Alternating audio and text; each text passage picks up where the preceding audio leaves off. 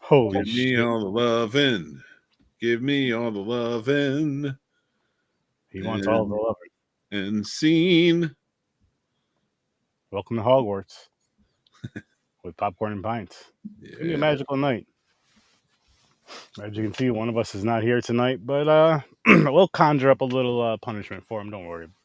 Don't worry about that. Don't worry about that at all. We're here tonight to discuss Harry Potter and the Prisoner of Azkaban and Harry Potter and the Goblet of Fire. Should be a fun night, though, gentlemen. How you guys doing? How's everybody doing tonight? Good. Do anything fun? Kid's birthday party. So no. Nice. Watch. It was good. It was good to see the people, but kid's birthday party. You're like, Yeah. If I don't have to, I don't want to go. nah. And like, what is a situation where you don't have to go to a kid's birthday party? If it's not your kid, well, you would think if it was your kid, you'd have an easier decision, right? Like, this is mine. Like, it's not a societal thing. I just don't have to go. yo, you know how crazy I said that deliberately stupid. Let's talk Like this about is his party. I threw it for him. It didn't say I had to be here. Yeah, like you did, I drew the party. you did everything for it. And you're a good parent. You do everything you're supposed to do for your kids. You did everything for the party. You buy everything all set up. You're just like, all right, well, I'll be in the basement. no, not even that. You just leave. Not even in the basement. You leave. Like Saint Mick is the one. Saint Mick is the one that leaves, and not only that, but we're personally going over there to see him. Here's the gifts. Like, well, where's Mick? Like, oh, he left. How awkward of a situation would that be? Yeah, it would. We'll be sitting there like, what the fuck? Like, no, he didn't tell you guys. Like, no, he said he was doing something new for the boy's birthday this year. That he would pay for everything, get everything all set up, and then as soon as guests arrive, he's just gonna leave like 5 minutes before everybody gets here. That's my favorite thing. Oh my god, it's just I wonder how that would go down. Like, oh my gosh, like sayonara. But you did everything. Not only that, so you don't sound like as much of an asshole because that just sounds terrible. You took them out for a birthday dinner to their favorite restaurant. Let's say on their actual birthday. This was like their weekend thing with the friends and family. And you just didn't want to deal with the shit. You're just like, all right, I'm out. Here's everything you need. Bye. There have been times in my life where that is true. Where it's just like I had to weigh this option. Like, do I go to this right now? And I'm not even saying it's my kid. I'm just saying there's times in my life where I'm just like, he's talking about his kids. do I want to deal with? No, I'm not. I'm talking about no, of course, not my kids, but like family members where you're just kind of like, I'm good. But just imagine that though. You're just like, you know what, man? Like I see this motherfucker every day. Oh, that's new. I look like a rabbi, I guess. There you go. I just need a yarmulke, right? That was amazing. But that'd be hilarious. Can we stand a rabbi thing for a little while? That's pretty good. Chris said I look like Hogwarts accountant. There you go. So we got IRS, accountant, and a rabbi. I don't know if that's a good idea. We're going down a dark. Dumbledore owes some taxes, people. Uh-oh. It's the scarf. Yeah. He owes some taxes. I got a scar in my head. See, I got the lightning. There you go. You said the scarf right here. There you go. Oh, man. I'm loving it. This is a fun night. Night. Starting off talking about ditching. I wish I could do a British accent. I'll talk it through this whole fucking show. Me too. I wish I could do it. I can't. We should try. Let's just try our work. No, you do want to hear mine. Don't want to. What's your rating for this, mate? See, mine's bad. Mine's like, would you like a cup of tea? I don't even know what it sounds like to try to even do it. Like I have to hear it. Would you like some biscuits? Who would I need to listen to Michael Caine? Let's do Michael Caine. Like, well, what's your night's job, mate? It's got a. What was that? I have to think about certain actors to even attempt it. It's not good, but I have to attempt it. Like I can attempt it. You know what I mean? Like, let's Severus Snape. Let's do that one. Like, I love Rickman, but like, Well, Potter. See, I can't really do it. I can't do it well, but I'll try. I'm trying here at least. You two aren't doing anything. I can't. Yeah, but your You uncle's know what I British. mean with the British be easy accent. My for you. uncle's British, you said? Yeah, on your mom's side. Oh, yeah, that's true. I wish. You wish Mick's uncle was British on his No, mom's I side? wish I had. Oh, Like I was about to say. I wish I could. I wish I had the accent. Yeah, I Like wish that, I was. I could do that, the accents and all that stuff, turning on and off. Dude. So, gentlemen, let's dive into this. Let's dive right in. Let's do it. You know, the prisoners one. Oh, wait. Do I have to do mine first? Yeah. Oh, for, yes. For last week, we do. Actually, you're three. All right. Start off with the Harry Potter ones. So we can get your ratings for the first two, and then your punishment movie, and then. Okay, my ratings for the first two movies. These were first time watches for me in like 6 or 7 years. Not first time watches. I'm sorry, I saw them in theaters, but I fell asleep. Damn. I was like 18 when they came out. Okay. Well, I wasn't the demographic for it. So like I fell asleep. They were very kids movies. And I started liking them more and more by the time we get to tonight's movies. So I'll talk more about that. But I did this time around with my son, really enjoy them. I watched them, I'd say with fresh eyes with my stepson about 6 years ago. So like that's why I say first time watch, really. And like where I started getting the story and I'm like, okay, I see what's going on here. I had a lot more fun watching them with both of them this time. The first two. For me, that raised it a little bit. I would put now the first one at a 6.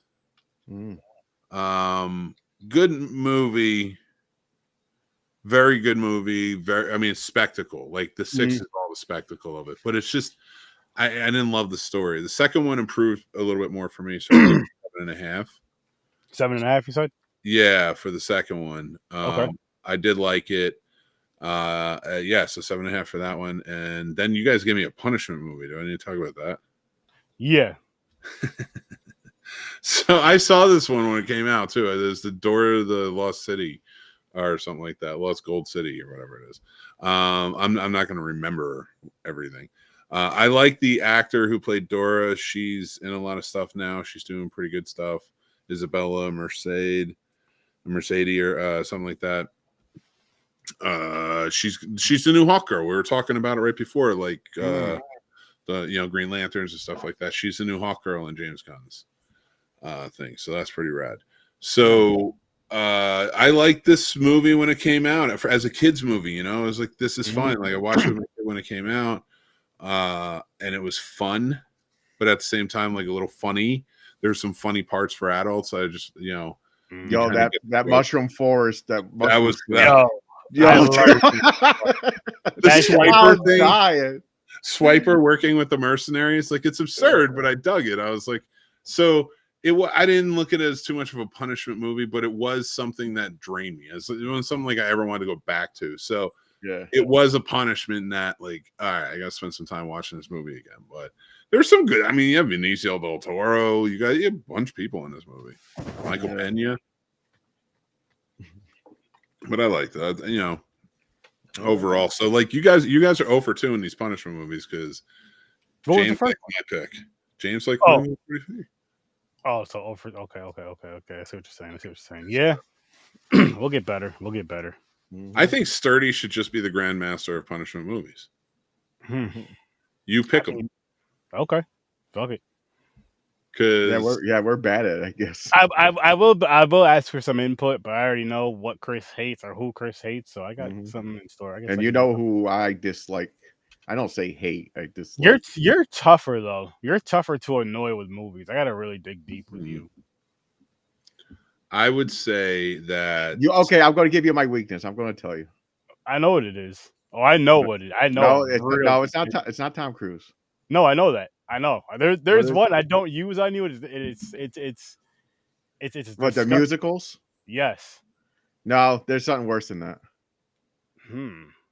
Really? What's worse than musicals for you? I fucking hate. Dive deeper. I hate Hallmark movies.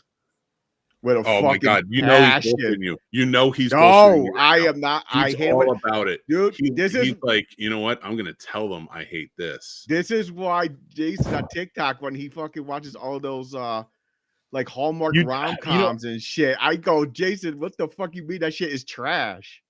No, he does say, or like he'll message me sometimes and go, "How the fuck does he watch these fucking movies?" They're fucking garbage. They're So all that's the same. perfect. It's a high school girl goes back to her old town. Oh, And the perfect. Finally. guy comes back at the same time. I needed something that can get under James's skin because Tom Cruise Ugh. isn't enough. Tom Cruise doesn't. No, Really I hate those fucking movies, though, man. I hate them.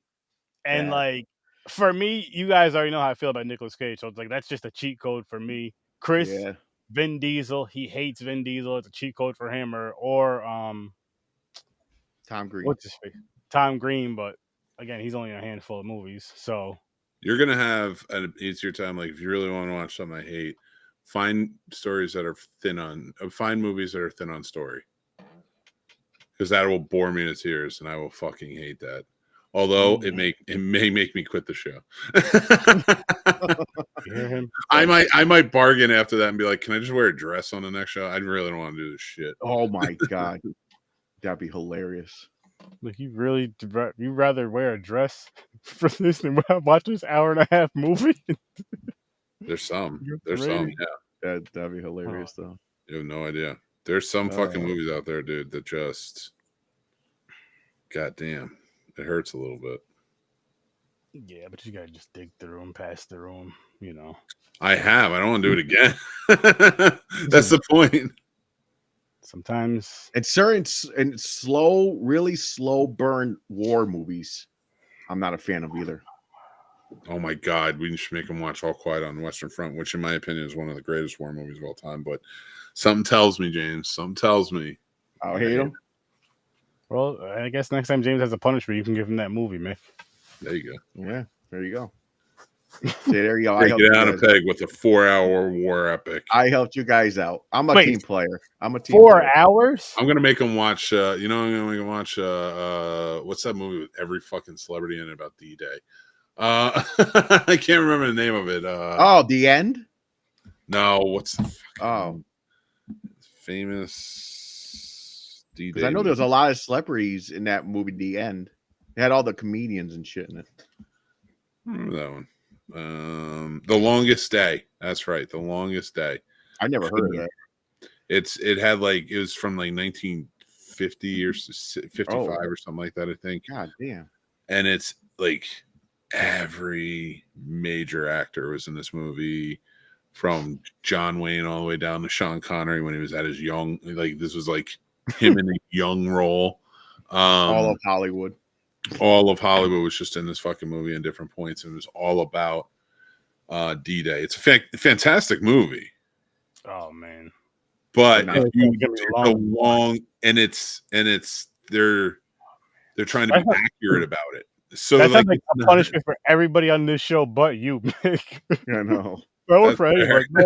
6 hour long movie. Throw that to Chris just for him not being here. I don't care. He doesn't feel good. That's his fault. Make him watch The Alamo from 1960. Okay, there we go. There you go. That's another one for James too. Like, I think I've seen that actually. I love it. I think I've seen that. I think my father watched it, and I one time, and I was sitting there, or my grandfather. I mean, I love that your grandfather and I have the same taste in movies. Well, he just had Western Channel on all the time, like Western movies and older movies like that. Wait, what was it called? D-Day? The Longest Day. The Longest Day. Because it doesn't have the action of like Saving Private Ryan, but it is about what year? D-Day and the invasion, but also what happened afterwards. You know, what year do you know? Either 50s or 1960. All right. Oh, 1962. And I dude, I remembered that without even looking it up yet. 1962. Yep. Yeah, I mean, Jesus, this thing had everything. Henry Fonda was in it. Robert Mitchum, Robert Ryan, Richard Todd, Sean Connery, Richard Burton. That movie, if it's one of those like really in depth but like not a lot of action, it's gonna be boring. It's gonna piss him off, and I'm so excited. Hopefully, it makes him feel better though. That's why we're doing it. Like if old movies are like something that bothers you guys, I got some. It's not even old movies. Movies. It just depends on how the story's told. Like for me, if it's an old movie, the story's told good, and then you get some action with it, cool. But if it's one of those ones that's just like a long, drawn out, boring story, It's just like a long drawn out like history story. No, I don't want that shit. Like Oppenheimer, just telling you like how he made the bomb and all the politics behind it and all that. You're like, I don't give a fuck. We gotta live in your mess. Yeah, see how we got here. I'm being honest. Oh man, I love it. So we're on to. So what'd you get to? What'd you give Dora? Oh yeah, what'd you give Dora? Probably a 4. It's just not for me. That's not terrible, I guess. Part of me feels like I gave it a higher score than that. Oh, I gave it. I don't remember. I really enjoyed it. That's hilarious. I think I did give it a higher score though, because that fucking part made me die laughing. The fucking part, I'll give it a 5. That shit was so fucking funny. It was. It just shocked me. I was like, they put a fucking drug trip into this fucking movie. They had because they were like, you know what? They're like, parents brought their kids to see this movie. We need to throw something in here to where the parents are gonna laugh, and we know why the parents are gonna laugh, and the kids are gonna laugh because it's a cartoon, because it turned into a cartoon. Yeah, but the kids are gonna question like, why did they start acting like that when I ate the mushrooms? Daddy's gonna be like, because they're poisonous. They're dying. They're dying. It was good, Troy. It was good. Hey, Troy. What's up, Troy? I love it. So also, thanks for joining us, Polar Nights. Yes. What was it? It's on you. How do you feel about Prisoner of Azkaban? This is one of my favorites. Yep, mine too. I love this movie. I think this was fantastic. It's one of the most different. I have a Tommy fact. So my kid knows everything about these. He's read all the books a bunch of times and all the movies and such tons of times. And he told me, and I thought it was interesting. I want to share it here. The second movie is the longest movie, and it's the shortest book. That's hilarious. And Order of the Phoenix is the longest book and the shortest movie. That is so weird. Yeah. So I thought that was just interesting to share before we get there. But I love this movie. I thought it was so good. This is where it really hit its stride for me. I was like, okay, they're teenagers now. We're taken to a place where you can you can kind of get into it. It's more adventurous. Prisoner of Azkaban, man, was you add Gary Oldman in. The thing I like that they did with this, and what I mean it's a different movie, is now we've gotten 2 straight movies where a new teacher of the dark arts, wizard of dark arts, whatever it is, comes in and they're bad. Then now we get Lupin, who seems like a really good character. He's connecting with Harry again, which to me, when you're first watching this, you're like, all right, come on, Lupin, like come on, Harry, why are you falling for it again? Like they all want to be your friend, and then it turns out that Lupin cares. But I like that they still had the you had the Peter Pettigrew thing going on, and there's this whole backstory. They built it out so well, and I really like that. I do have a newfound respect. That's why I gave it a 7.5 for Chamber of Secrets. Okay. But then leading into this and telling an even more fun story and adding Sirius Black to it and making him Harry Potter's godfather and how that kind of plays out. You're great acting, by the way. Yeah. Oh, first of all, I do want to say, freaking love Dobby. Dobby, it's awesome. Yes. And when he comes back, it's always fantastic. But because I didn't get a chance to talk to him about him last week, I do want to get special. Yeah. But yeah, I love Prisoner of Azkaban. I know I'm over talking it a lot. It's such a great movie, and it leads into such a great story from not here on out. What about you, James? I totally agree. This might be my favorite movie out of the whole series. I'm teetering right now because I finished Goblet of Fire right before the show, and that is such a good one too. Goblet of Fire. I agree. That's good, For some reason, this is where it picked up for me. The Sirius Black part was awesome. The acting from Gary Goldman of the fucking Sirius Black, because you thought he was a madman. You really thought he was evil. You like he was the bad guy.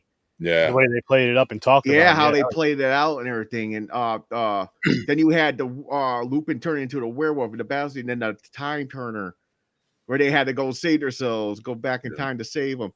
It was just like a really good storytelling. Like I never read the books. I'm like, how accurate is this from the book? I was like, this is so detailed. I was like, this is so good. Not just so detailed too. And when I say different too, like think about the beginning. The beginning. That bus. Yeah, there's that bus. That's one of the best scenes I've ever seen. So I like how that was badass. That was so fucking like as far as like a driving scene, that was awesome. Yeah, it was. I like that better than the flying car. Yeah, I agree. But I like the train, but I also like that they didn't revisit the train in this. It's they bring in the bus in because it all gets jumbled for Harry. There's no Christmas. Nope. Which every other movie I think has a Christmas. Yep, it's always a Halloween or a Christmas. There's always Halloween. They do both in most movies. Yeah, they do both. One just had Halloween. What's up, Bob? No Christmas. And hey, Bob. What's good, Robert? And also, a difference between this movie is the end of the movie just ends. They're not out of school or anything. Yep. It's just over. Like they're celebrating Harry getting his wand, or not his wand, his broom. So drinking Wicked Groves again. Because he's a wicked man. Black cherry flavor. Because he has a black heart. My ball on my back. I forgot what I was gonna say. So that's I mean, like that I love this fuck. Like they go back in time. You introduce the time travel, and they introduced the Dementors. Yep. Yeah. Oh my god! And the Patronus scene. Yeah. With the deer. Yeah. The stag. Yeah. Across the water, across the ice, I should say. That was awesome. Yep. But I do like how with this one, which again we mentioned it in the last episode with the sky, how the sky gets darker per each movie, and how this one it really gets dark, and then this one the movie really starts to turn darker. So I do like this one more than the last two, but Goblet of Fire I think is one of my favorites in the whole franchise from what I remember. I only watched these once, so kind of going by memory and then going from what I've seen so far today. But this here really picks up. It really picks up on the storytelling, like you were saying, Mick, how they're teens now. So I feel like we get out of that kind of fun kiddie humor, that kind of kiddie innocence, and it's more towards the teen / young adult kind of storytelling / humor / everything. And Hermione has one hell of a punch. I am going to say that because Malfoy is, so far what I've been seeing about Malfoy is he's one of those people that is just like, he runs his mouth and so you get in his face. Yeah, he can't back shit up. Yeah, he's a bully. He's a classic bully. Yeah. But he's one of the weaker ones that won't fight back or anything. You know what I mean? So far, from what we're getting at so far. No, he makes the first move. And if you don't do nothing, he'll keep going. But if you stand up to him, he backs down. What I will say about his character from watching it, going through this a second time, is I like it more now because it's more, one, it's more understanding as to why he is the way he is, but two, it's you need a character to kind of play the complete opposite of Harry's role. You need kind of like that. Oh, of course, and he plays such a big role going forward too. Yeah. Oh yeah. He's just perfect at it. He has like the perfect look. He's just perfect at the role, which makes me actually. The first time I watched this, I did not like him at all, and I actually like his character just because it's done so freaking well. It's done damn near perfect to where it gives you the feeling of hating that character. You know what I mean? It gives you that feeling of hating that character, which gives credit to the acting. It gives credit to the acting, which I can say I enjoy about these films is from part 1 to part 4, from part 1 to part 3, because we're up to part 3 now. The acting got better and better and better. From the kids to the adults to just everybody acting together and everything. And I'm really, really enjoying that portion of it. Like really, I'm really noticing it more now than the first time watch. The first time watch, I was just kind of understanding the story and watching the story because I've never read the books. And so this time I can kind of watch the story and kind of pay more attention to how everything is and like how the emotions and shit are, which is super important to me. When you see it in their face and you see their body like acting out that emotion, which I'm sure Mick, you've seen it on set or try to people have it act it out on set. Which actually, really quick, while you're here, I want to ask you about that. How hard is that to? It's two questions. For one, if you've ever tried to like act out a specific emotion, how hard is it for that? Me? Oh, actually, I have a story for that. And I'm not an actor. I'm not good at it. And then that's not me self-deprecating either. And don't mind me. I have to plug in my computer or it's going to die. Yes. And I screwed up by not setting it up properly. Like I should. Okay, we'll hold on that question. There it is. Nope. Saved it. It's good. It's good. Told you. Okay. It's a two-parter. I just want to ask you both just so I don't forget. Yes. You all good? Yeah, I'm good now. Good. The first part is like as far as the acting aspect, and then that second part of it would be just like from the opposite, from the directing, like trying to guide someone to act out. Okay, so I think this will answer it because this was, and this is 100%. I am the student in this story. I am not. So if I'm passing any wisdom, it's not. It's my own. It's not my own. It's not my own. It's something I've learned along the way. So I was doing a play years and years ago, and I was really getting into acting. This had to be 2001, 2002, something like that. It's a long time ago. And it was called Private Lives of the Master Race. It was a series. It was like an anthology sort of play by Bernard Bernholt, I think. I'm not 100% sure who the writer was. I got to go back and look. And I played a Nazi soldier. And basically it was an interactive sort of play. So we set up the stage in this little theater to have like row seating, and we put like gates around it, and we put like fake barbed wire around, and then we did the stage as sort of in a sort of swastika type of symbol, because the whole point of the play is that you're supposed to feel like you are surrounded by this force, and how that force is affecting everyday people in their lives within that region of, like Germany and Poland and like in all these areas in Austria. So all of these stories come out about like one of the scenes that and I know I'm going on long and I'm sorry, but you're good. One of the scenes in it that I had to do was I play a Nazi soldier who was about to go off to war, and I have a dying father, and I have to go there to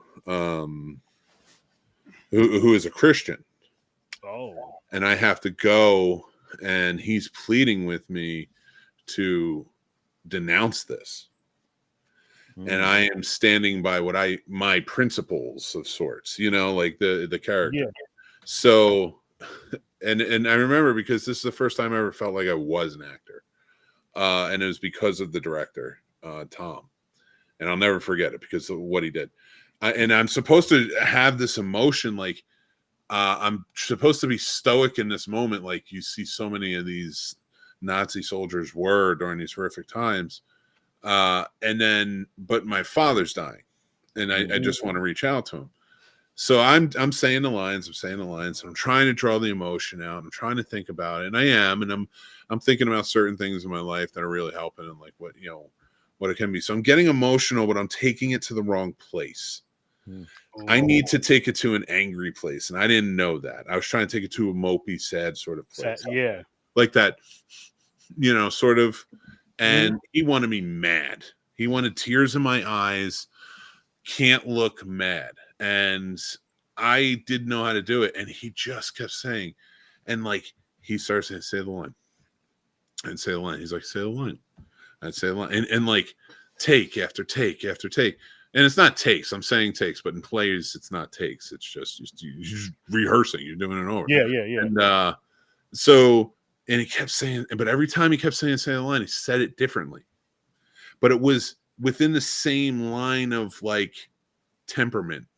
But it was getting angrier. He was growing angrier. He was getting to the point where he's screaming in my face, red, tears in his eyes, screaming in my face, say the you know, and like I'm red in the face and I have tears in my eyes because now I'm pissed because this guy is screaming in my face. And this is how he knew to get through to me. He was like, all right, you got this big guy. He's like, how do I get through to him? How do I make him feel this? And by that time, he's like, and then he's like, say the line. And I said the line. And he goes, perfect. You did great. Fantastic. And he praised me afterwards. And like, it was that moment where the come down where everybody's clapping because they saw exactly what happened. And I'm like, I don't know what happened. You know, you get so stuck in it and then you realize it afterwards. You're like, I was about to punch him. you do. Like, you're like, is this escalating to a point where I'm going to have to punch this man I look up to? You know, sort of thing. And in a thing that I'm trying that I don't think I'm even good at.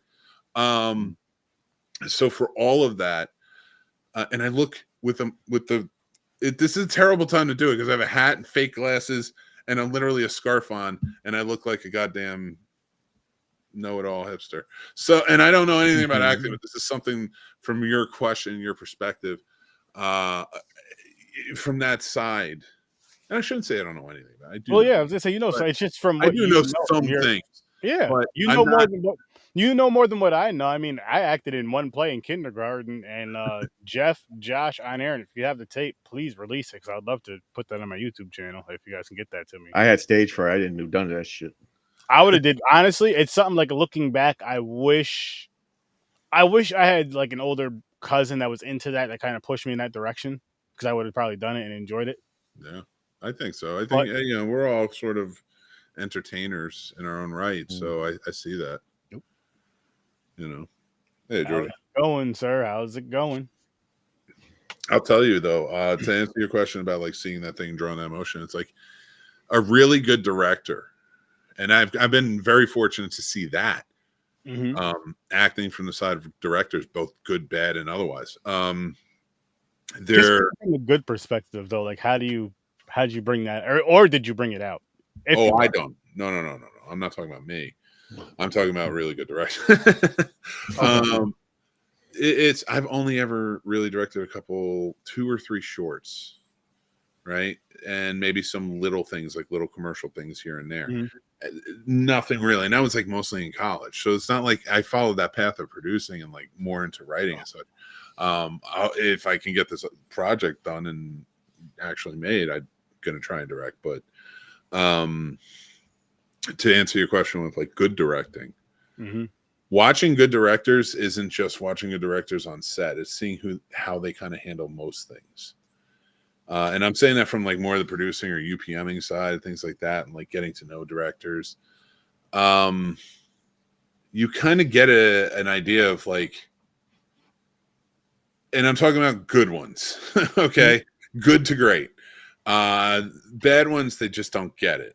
And but that's anybody, right? Like, I'm not even saying I would. I'm just saying, like, it's easy to understand the directing method. You know, you can read it in a book and learn the skill and everything that comes with it. But like actually getting into it and being able to understand, like, what does this emotion need? What does the scene need in terms of emotion? And how do I draw that out? How do I draw that out with light? How do I draw that out with framing? How do I draw that out with sound? How do I draw that out through the actor? What am I looking for with these characters? You have to think about all those things. Camera movement, because every movement adds to the story. You know when somebody's in trouble in Jaws when that push-pull happens and when he's sitting in the beach chair and it's like Spielberg knew that was going to draw attention. You know, you get the famous hero shot, which is kind of like a mid shot that just opens up from like maybe the knees up. And that's the hero shot that tracks up into that, you know? And it's such a famous shot. John Ford made it. It was nice and easy, simple. And how many times has that invoked? We just had it in Deadpool and Wolverine. The hero shot, like, you know, where it's ready to go. So like, and it still makes you feel something.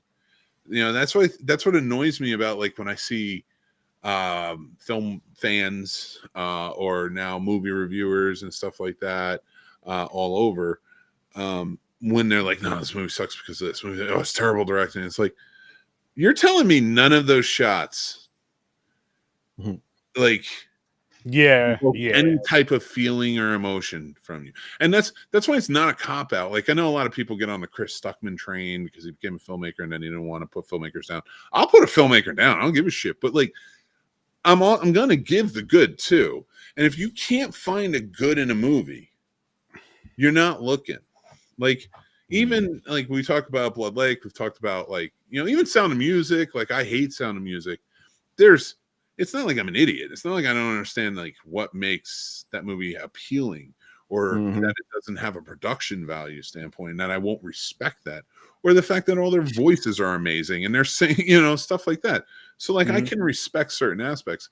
So it's asinine to me whenever I see somebody doing something like this and they're just like, it sucks, it's terrible, that's it, end of story. And it's like there's nothing good about it. Nothing about this movie elicited anything out of you. You interpreted nothing about this movie. If that's the case, that's a terrible filmmaker behind it. And it's not that all filmmakers behind that project is terrible because it has to elicit something, even if it's anger. And that's what really like, that's where like a good to great director, you're not going to have that problem. They're going to get the emotions out of you. They understand every aspect and how to collaborate with all the different departments to make sure that their vision is eliciting any type of emotion out of you while you watch it.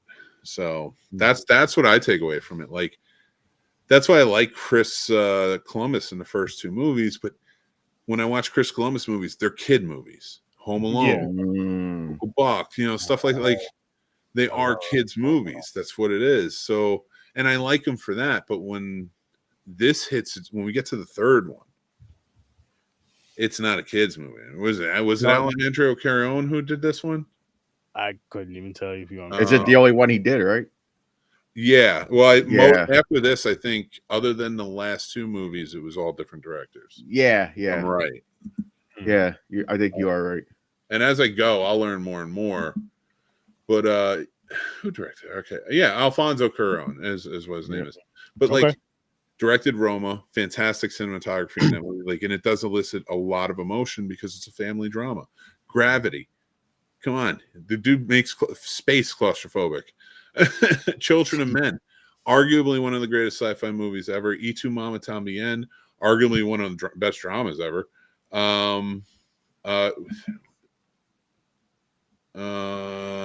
What else did he do? What else we got?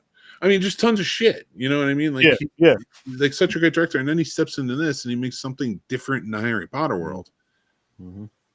Needed. That's how you tell. I think it was needed too, and you needed more of that kind of teenage, young adult kind of feel for these next few movies. Well, stick with 3 and 4. Sorry, stick with 3 and 4. Just because the kiddie cuteness, yes, it's cool and fun, but I think that could only go so far with a story. Because I mean, these kids are getting older anyway, so it just makes sense to make the story grow with the kids. As far as the kids are getting older, they're maturing, so it's like make the stories mature more. You know, make them more entertaining, a little darker. And it's gonna get darker because the whole goal is to kill Harry Potter. Yeah. Listen, poor Harry. This kid's just trying to have some fun. He was living under a closet. Like, you got to be a real. And Dumbledore keeps putting him in danger. That motherfucker. Hey, he really does. Oh, speaking, I got a fucking rant just like the other last week at the other two movies. See it. What we got? It's not really a rant. I got a complaint. So, once again, favoritism. Harry Potter attacked a teacher. He hit Snape with a fucking spell. He should be expelled. I don't care what the excuses are. He attacked the teacher. That's not true because there is I don't know if it's this one. It might be the fourth one. Snape hits him and Ron. And with as much as Harry Potter's been through, yeah, he hit Snape. But like, you want to talk lawsuits? Harry Potter could be like, dude, I'm a student here. Why do I have to keep fighting everything? I'll just say it. They just let Harry Potter and Gryffindor get away with everything. They can do whatever the fuck they want. I do. Actually, I don't mind the points at the end of the first one anymore. Say that again? I don't mind the extra points at the end because all he does is give them their 50 points back. So they didn't really like get anything extra. He gave them all their 50 points back for the things that they did. They did get a little extra for Longbottom something. Yeah, but he earned it. He did stand up to them. He was going to fight them. Yeah, but is that really a point system for that? Was that in one of the books that said if you stand up for someone, you get 10 points? Get the fuck out of here. They made that. She took those points. She took 50 points from him for being in like the wrong place or whatever. Like, yeah, no. I got to argue that. I'm sorry. I got to argue that because like, and I like McGonagall, but like that was kind of shitty. She took but like Aaron said though, he already announced the winner though. He said Slytherin is the winner, but then he went away from them. Then we got it was terrible. It was really shitty what he did. Henry, his magic. Oh shit! What's up, Henry? Oh. All I'm gonna say is, how do you think I got your black ass from Africa? You're welcome. Oh, fuck. It's good from here. It's good to hear from you again, Henry. Yeah, I love you. His comments are fucking always. Yo, it's matter. We got to get you on one of these Popcorn and Pints episodes when we're doing the Harry Potter stuff for a random episode. We have to get your black ass on here, man. That's fucking funny. He comes straight in attacking. He does. He does. I just got finished doing his hair, so he's all confident. Just read it again. I appreciate it. I was expecting it. Aaron sitting there with a headset on. All jokes aside, though, I think the boys would like these movies. Oh, Harry Potter? Harry Potter movies, yeah. I think 90% of the world's seen Harry Potter movies and liked them. I don't think Henry's ever seen these. 90%. You kind of just shamed him into it. Yeah. No, he's talking about he'd love to come on to the pod. He's been on here before. He came on here for Blazing Saddles. Blazing Saddles. Love Blazing Saddles. Yeah, let me know. Let me know when you're free from the cotton field, and we'll talk. Have you come on one of these Saturdays? Get a good fun movie. Get something weird. Or next time you're free from judging a foot contest. He's never gonna be free from that. He's always mentally tied up to that. Or that weird. I'm gonna tell you guys right now. All that weird stuff that I said you guys from TikTok is from him. If it has farting in it, it's from him. Hey, that's awesome. That's why I send it to you guys. If he sends it to me, I'm like, you know what? It wouldn't be right if I have to see this and Mick and them don't get to see this. It'd be terrible. Oh, you just remind me something. I got Harry Potter. I got something Harry Potter related. I want you to. My sister sent me. It's a TikTok. I hope you can open it. Would you play it on here? We're allowed to play TikTok on here, right? That's free. Sometimes. I'll play it after the show just to be safe. Well, it's not a real song. It's a guy on TikTok. He made up a song about Harry Potter. But you could, just in case, you might be. I don't know if he has it. You could get hit with songs. That's the thing. Yeah. Oh, fuck. All right, I'm going to send it to the group. We'll play it afterwards because it's so stupid. It's pretty funny. It sounds good. What's wrong with you? Jesus Christ. All right, gentlemen, let's move on to Goblet. Yeah, let's go to the Goblet. We got to rate this one. But no, I wanted to say more about... I did like the werewolf scene with... I forgot the professor's name. Lupin and Sirius Black, and like that fight scene, it made me think of not necessarily the fight scene, but just a kind of, and I know it doesn't look exactly the same, but it's for whatever reason, because I haven't seen the movie in years, but the movie Wolf with Jack Nicholson made me think of that. I want to see that. But I like the back and forth. I like the fight scene with that, and I liked how when they used the time turner, how were they going back. Mm-hmm. All right. How when they're going back to the to save them. Save them and shit. And like how like certain things, remember how when Hermione hears sticks breaking and she looks back and then you see that it's them behind them and the howling and such too. I thought same thing with the stag. It was Harry, he thought it was his father. Yeah. All those things I thought were really cool, and just like the way they tied it in, and then where they meet up in the room. They go back to the room and their old selves disappear, and they go there and like everything's all Yeah, And that's back to normal. Weasley's like, well, how were you guys there and there at the same time? And they're like, what are you talking about? Yeah, what are you talking about? You're fucking hallucinating. You're fucking injured. He's on that fentanyl again. That's what Yeah, it was. he's on fentanyl. Yeah. Hank. All right, I'll rate it first. Poor Okay, so this is, Weasley. I think so far, I'll have to watch the rest of them.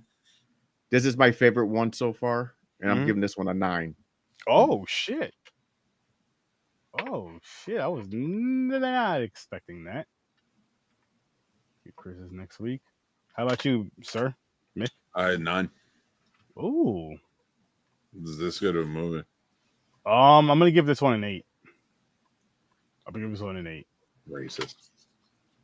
I like part 4 better. Nah. Yeah, I teeter sometimes, man. It's gonna be up there. Part 4 is good. Like there was more like drama.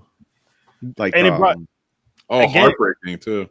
Yeah, it's heartbreaking. That's what I mean. More heartfelt, like heartbreaking shit. A lot of it was okay. Well, we get to explain why. In anger, I think it was different.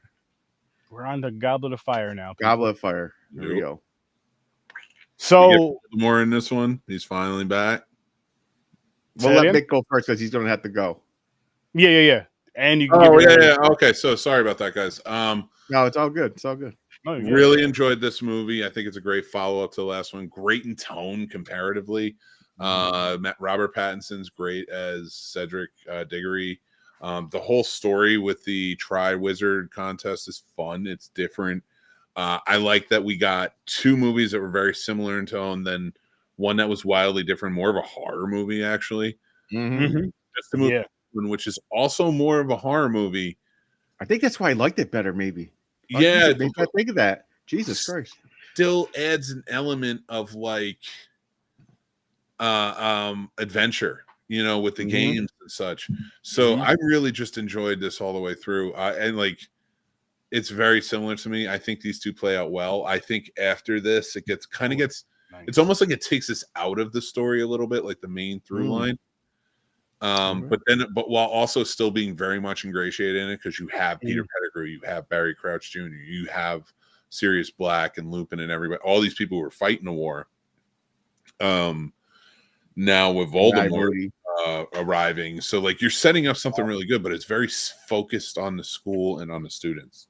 I thought in this one, and I like that. Yeah, hell yeah.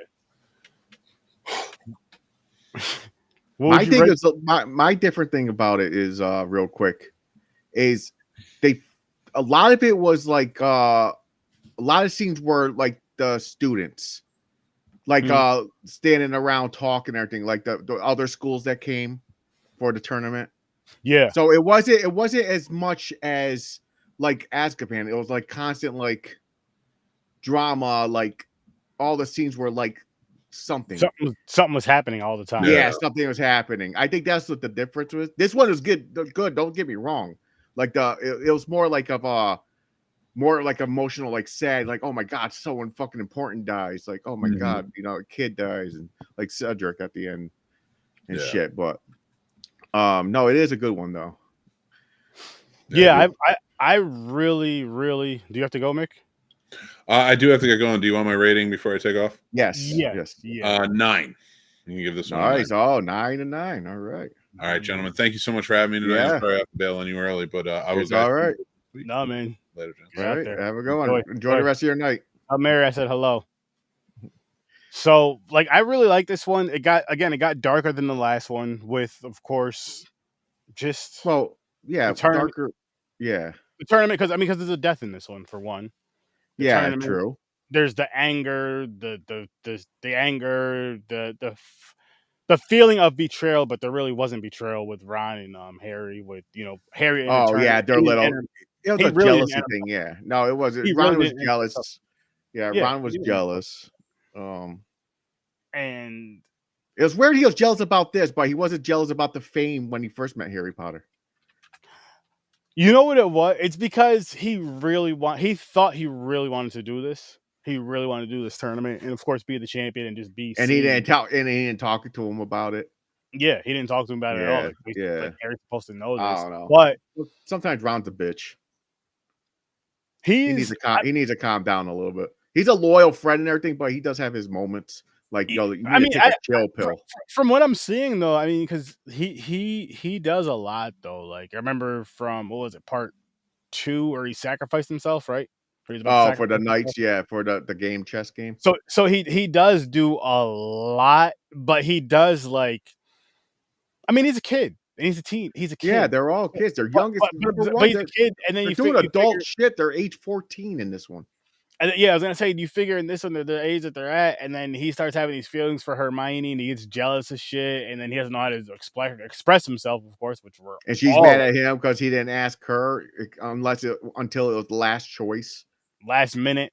I Yeah. don't even think for last minute, last choice. I think it was just last minute nervousness, and he's a guy. No, she said your second thought. He didn't think of asking her first. He was trying to find someone else, but then he was like, I can't find no one. Hey, you're a girl. That's true. That's true. Yeah, She but was pissed off about that. yeah. Rightfully so. But this is the movie where they really start liking each other, leading towards where, oh shit, there's which going on. Cute. It's cool. It's cute. I mean, it's whatever for us. Yeah. But they're all horny. Like, okay, another thing about this movie. I totally forgot about this, but when Snape was talking to the Russian fucking magician, and when Harry was walking through the courtyard and the fucking buggy was rocking, I was like, yo, they put that shit in this movie? Yo, someone's getting down in that buggy. This guy. If that buggy's I was thinking more so of the fucking what is her name? The chick that's always in the bathroom that was like jumping around in the tub, the ghost. And she's in the tub with Harry when you're the egg. Oh, Moaning Myrtle. Perfect name for her. Harry can make her moan. Oh man.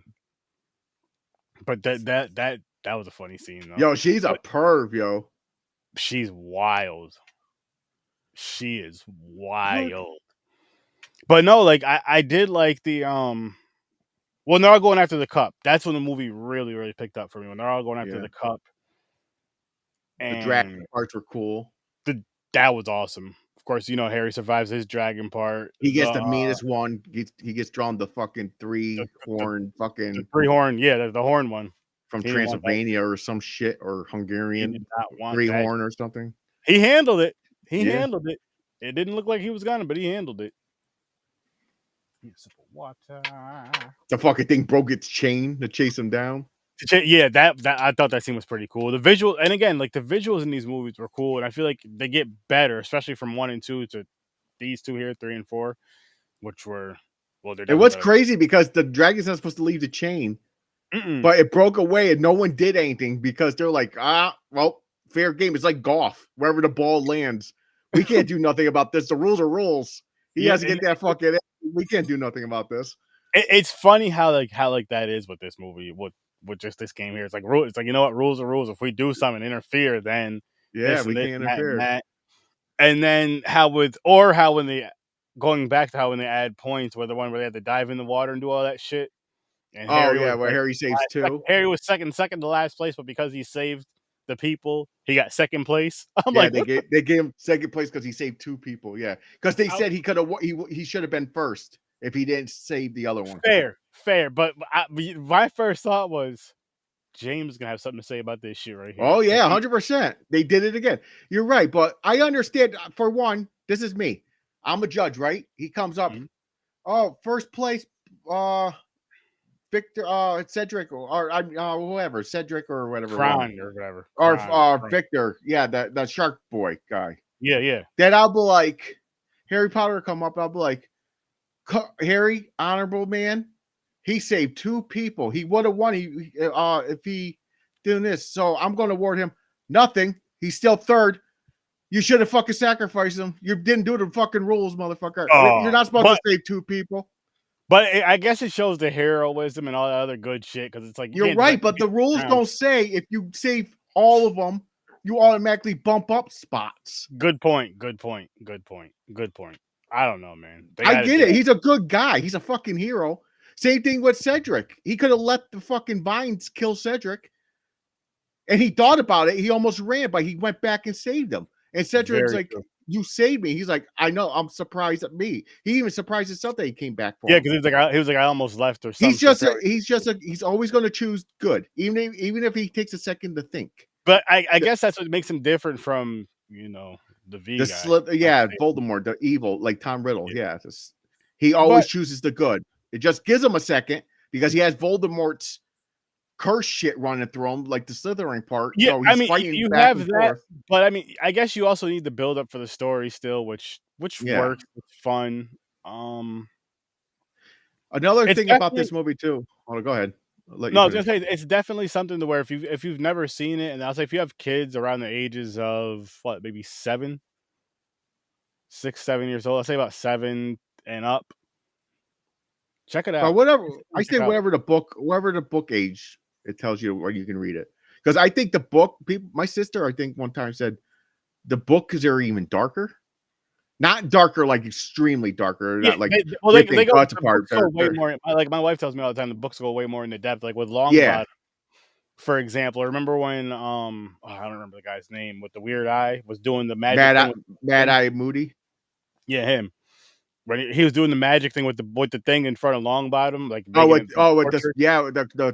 spider thing, fucking tortured. In the book, it explains it more, and I guess that's how his parents died was by getting tortured to death, and he's seen it. Oh, so that's shit. That's why he was fucked up. That's why he was so upset, which makes so much more fucking sense. I was wondering why he was so. I just thought he didn't like it, and it fucked him up. I didn't know that part. And for that, it's almost like you wish they could have had a little flashback of it. You know what I mean? But they are doing, which everybody knows this now. They are doing a series based off of the books, so maybe in the series, I might watch. I'm going to watch it with my wife. We already decided. Same here. I'm going to watch it with the wife. She'll probably watch it once all the way through before I even know it's fucking out when it's out. No, we're going to start together as soon as it comes out. But yeah, I'll watch it with her though, and hopefully it does. Hopefully those missing pieces are kind of picked up and we kind of see. But so far so good. Especially with these two movies. So the third challenge is the maze. I wish the maze was a little bit better. I wish there was like a fucking in Roman, the maze, like Hercules times. There's that fucking guardian. Was it the centaur or something?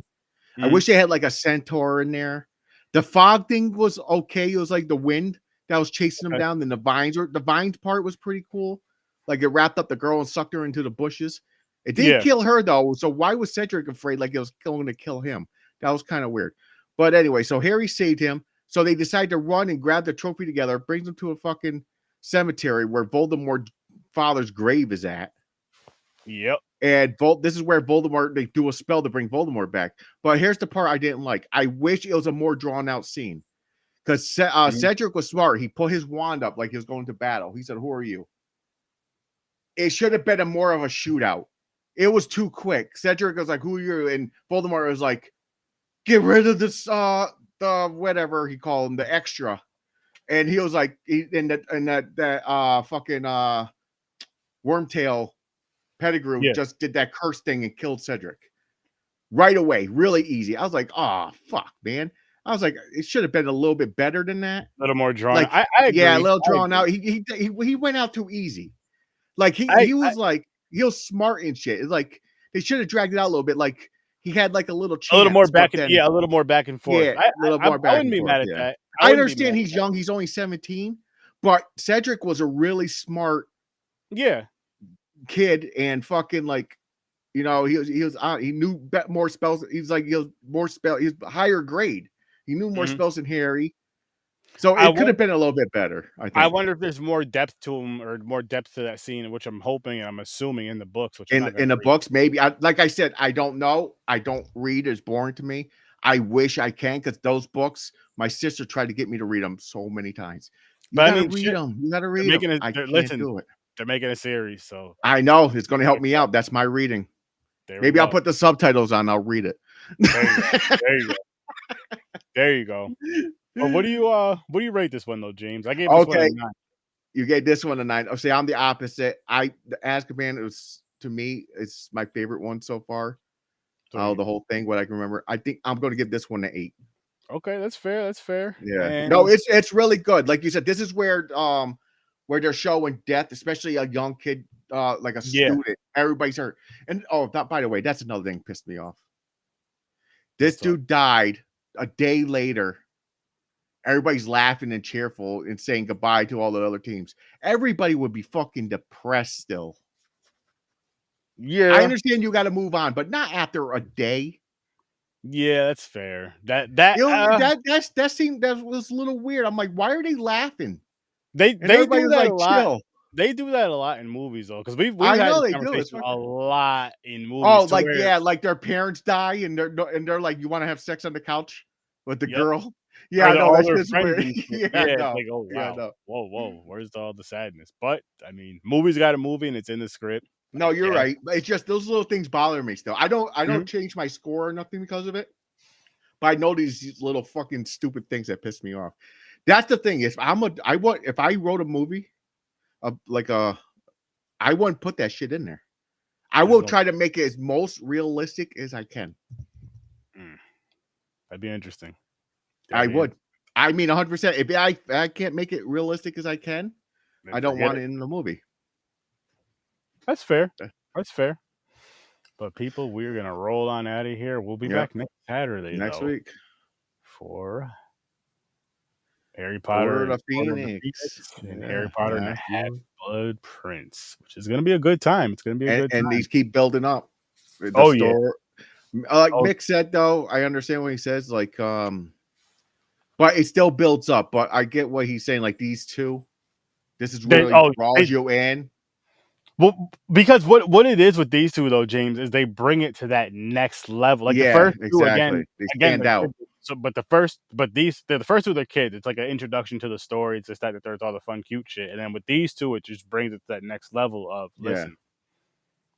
We're gonna take it to this tone right here, and it's just gonna keep increasing all the way up to the last. It's gonna keep increasing. These ones more of the I use the word politics, but not really.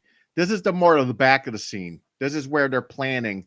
This is where the war plan's going on. They know the Death Eaters are Voldemort building his army. So this is where they're planning how to counteract it. Yep, they have. This is where it starts. So this is where the story takes that end, where Hogwarts is not like a normal school anymore. They're on defense. Yeah. I guess you could say. I was gonna say it was never a normal school, but yeah, you could say that. You could say that. So it's gonna be interesting because I didn't see these in a while. Yeah, it's been like a year or but 2 years. As soon as I start watching them, it's been longer than that for me. It fucking flashes in. I remember characters' names. Nice. It just floods. When I did the watch party, whenever I did that watch party for Streamline, did you do it too? Were you a part of it? No, I didn't. No, I didn't watch none of it. Well, just the only time I watched the Harry Potter movie is when my sister was obsessed with it. She's still obsessed with it, but not as much because she works and shit on time. But when she was obsessed, she read all the books, and when the movies came out, her birthday, we used to buy her all the movies or the book that came out that year. Nice. And she used to watch them. I used to watch them with her. Nice. Then she bought that trivia game where you put the videotape in. Yeah. That fucking thing. Because I'm the only one to play. No one else would play with her. So I had to fucking watch the movies to learn stuff because she used to whoop my ass. Even though it didn't matter, she still beat the shit out of me because she read the books. She knew every fucking detail, all the names. That's the only. Listen, I'm gonna tell you like, say it's the other way around. Like it's like, say if one day you're just like, you know what, fuck this. I'm gonna read all the books. You read all the books and you just nerded out, took notes and shit, and just did it just to prove a point. She wouldn't want to play you anymore. Yeah, but it floods back though. I'm like, I was like, I can't believe I know this. I know more about Harry Potter than I thought I did. Yeah, once you get into the conversation because of all that knowledge. So shout out to your sister. Yeah. She taught me a thing or two. Yeah. There you go. But we're gonna get this one wrapped up though, people. Yep. Make sure you come back every Saturday at 9:00 Eastern time from now till I think we got about 2 more weeks of this. Wait, what is this? 3, 4, 5, 6, 7, 8. Yeah, 3, 4. This is 5, 6, and 7 is 2 movies. 7 is 2 movies. So we got 2 more weeks of the Harry Potter, and then we're off to some more other fun things. So hopefully you guys come tune in and check us out. Again, we're here, Popcorn and Pints, every Saturday, 9:00 Eastern time. Go check out the scenes times. Our guy Mick Manhattan. Link is in the description. Check out Horror Research 30 as well, and Stories from a Bar. Thanks for popping by, and peace. Have a magical night. Peace.